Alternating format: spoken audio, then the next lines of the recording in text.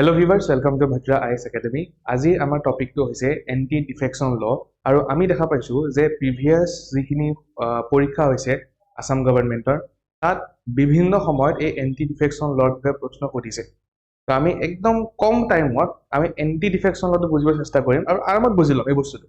ঠিক আছে তো এটা চোৱা ডিফেকশন মানে বেসিক্যালি কি হয় ডিফেকশন মানে কি হয় যে পলিটিক্যাল পাৰ্টি চেঞ্জ কৰা ওকে এজন এমপি বা এজন এমএলএ এজনে নিজৰ বেনিফিটৰ কাৰণে এবাৰ জিকি যোৱাৰ পিছত নিজৰ পাৰ্টি খলাই দিয়ে that is known as defection বুলি কোৱা হয় তো যাতে সেই কামটো কৰিব নোৱাৰে ডিফেকশন কৰিব নোৱাৰে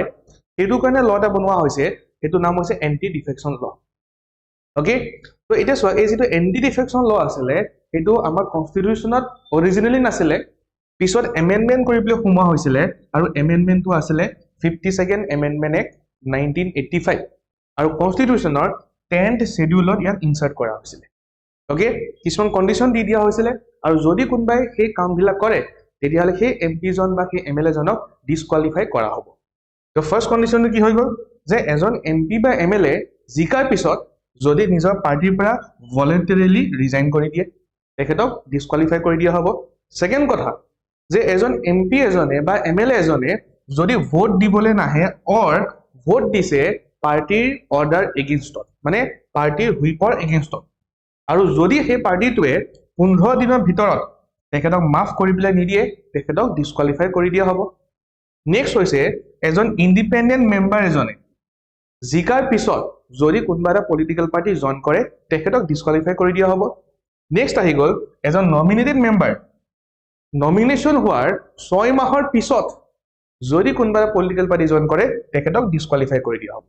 ওকে তো এইবিলাক কিছুমান গ্ৰাউন্ডছ দি থোৱা হৈছে under which an MP or MLA can be disqualified তো এতিয়া আমি চাও যে ইয়াৰ ৰিগাৰ্ডিং কেটামান কোৱেশ্চন চাও আৰু এই কোৱেশ্চনবিলাক দেখা পোৱা গৈছে যে পৰীক্ষাত প্ৰায় সুধিছে ফাৰ্স্ট কোৱেশ্চনটো আছিলে যে এটা এন্টি ডিফেকশন ল আন্ডাৰত এজন লেজিসলেটৰক মানে এজন MP বা MLA জনক ডিসকোয়ালিফাই কোনে কৰিব